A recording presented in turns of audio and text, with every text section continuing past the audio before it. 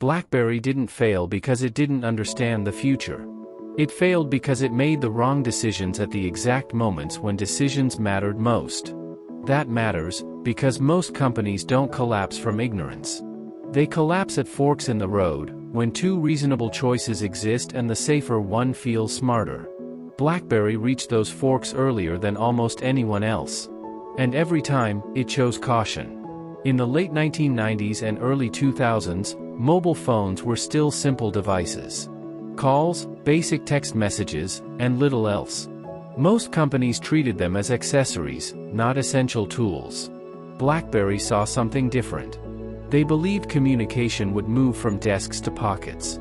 That email would no longer be something you checked at a computer, but something you carried with you at all times. That decisions would be made on the move, not in offices. This insight changed everything. BlackBerry didn't just build phones. It built an infrastructure. Secure servers. Encrypted networks. End-to-end communication systems that enterprises could trust. Governments adopted BlackBerry because it was secure. Banks adopted it because it was reliable. Corporations adopted it because it gave executives constant access without compromising control. Soon, BlackBerry became invisible infrastructure. Email flowed through its systems.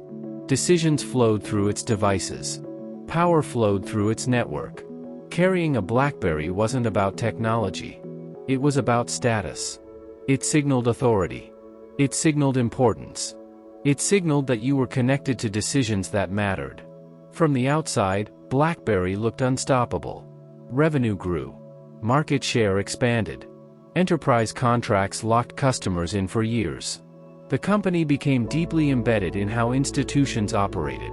But inside BlackBerry, something subtle was happening. The very system that made BlackBerry powerful also made it rigid. Its success was built on control, on predictability, on minimizing risk. And those values shaped how leadership thought about the future. At the same time, the world outside was changing faster than expected. Consumers were becoming more comfortable with technology.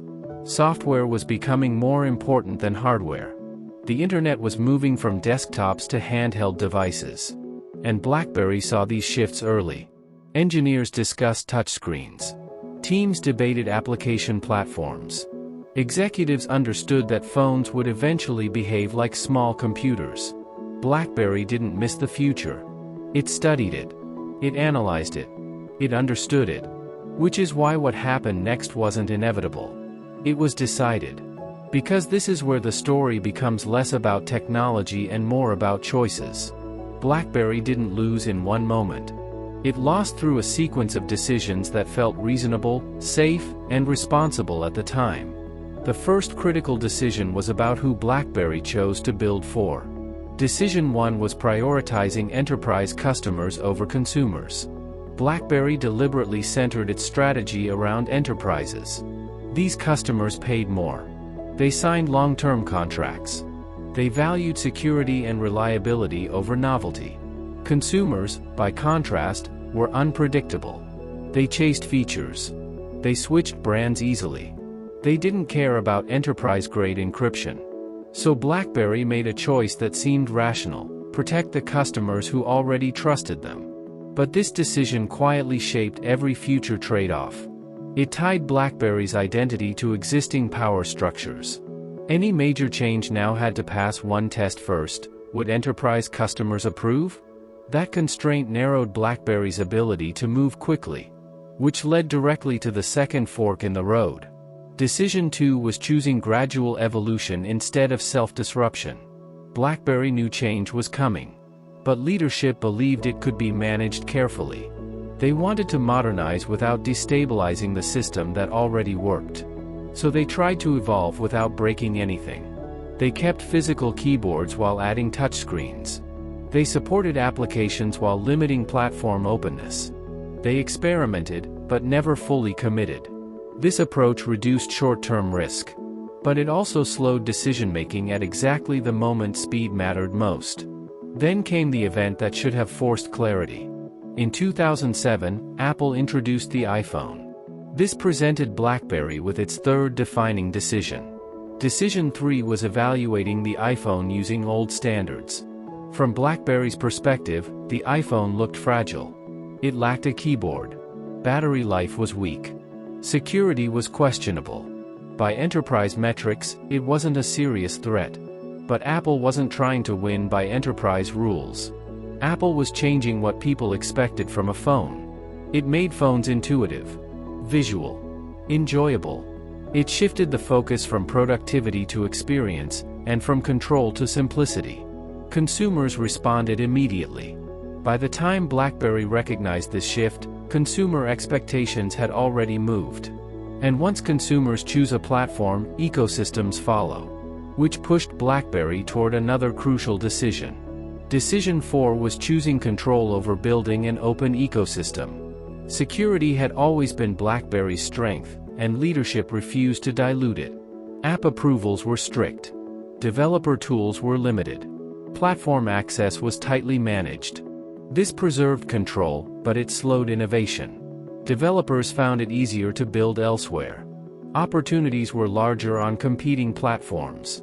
Momentum shifted away from BlackBerry. And when developers leave, consumers follow. At the same time, a deeper shift was unfolding. This led to Decision 5. Decision 5 was assuming enterprises would always control device choice. For years, IT departments dictated which phones employees could use. BlackBerry assumed this structure would last. But employees began bringing their own devices. Executives chose convenience over policy. Consumer preferences started shaping enterprise standards. When that shift happened, BlackBerry's advantage collapsed rapidly. Only then did BlackBerry fully commit to change. They rebuilt their operating system. They redesigned their devices. They embraced touchscreens and modern interfaces. But this led to the final and most damaging decision. Decision 6 was waiting for certainty instead of acting early.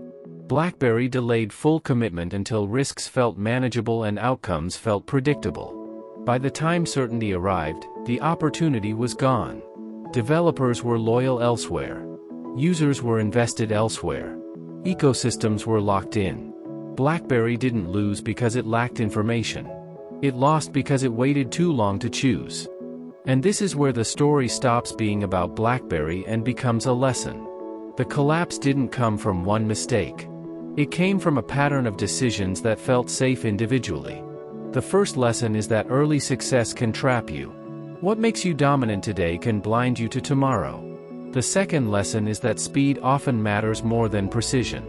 Being right too slowly can be just as costly as being wrong. The third lesson is that control does not beat ecosystems. Platforms win by empowering others to build faster than they can alone. The final lesson is the hardest one. Waiting for clarity is often more dangerous than acting early.